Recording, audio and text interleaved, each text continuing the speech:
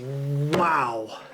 To everyone that voted for me to read Howling Dark, thank you guys so much. What an absolute shocker of a read. No, you guys don't quite understand. This is a book that I almost didn't even finish, from a series that I honestly didn't understand the hype for after reading the first book, which is Empire of Silence. A fine book, but not nearly as good as a lot of booktubers were yelling at me about. And it's from a series that I was honestly this close to permanently just kind of putting onto the shelf and thinking, oh well, at least the covers look cool. But my God, did Howling Dark ever save Sun Eater for me, like big time. Sadly, too, it's the one book that I don't have in the series yet, so go figure for this review. But the series has its hooks in me now. I get it. I'm sorry I'm late to the party. Now, all of this doesn't mean that I found it to be a perfect book. No. I'll give a final score at the end, but in the meantime, I still have some tomatoes I need to throw. I know, sorry. By the way, there are light spoilers ahead, so yeah, you've been warned. Waiting rooms.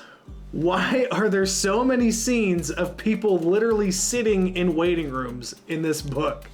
I mean, I know why, but it doesn't mean that I liked the way that it was executed in the book. Waiting for this person to show up or that group to show up.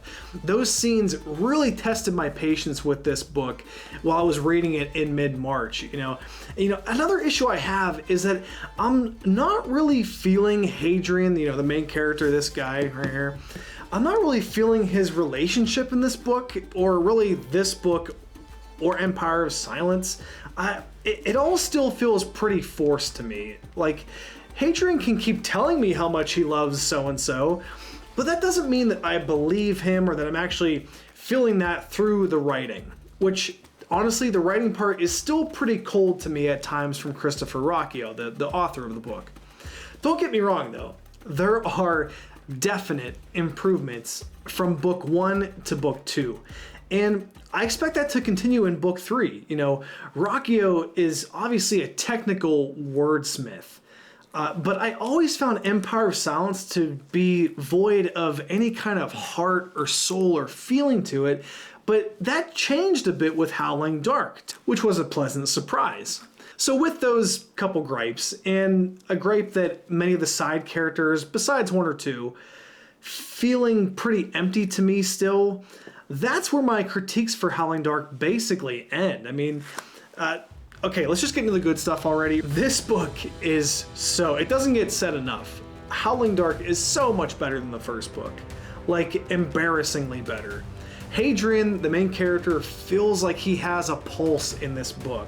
He's developed a personality finally, at least to me. The worlds, plural, around him are so interesting this go around.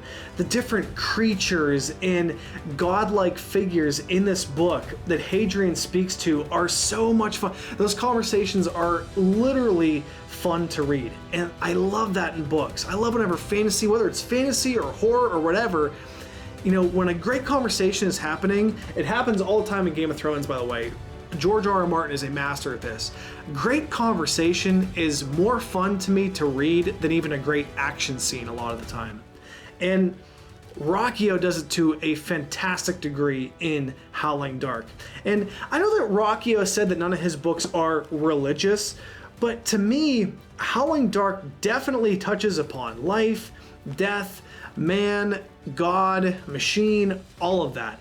He does it to such a wonderful effect in Howling Dark. The highs in this book are some of the biggest I've ever read in a book, especially lately.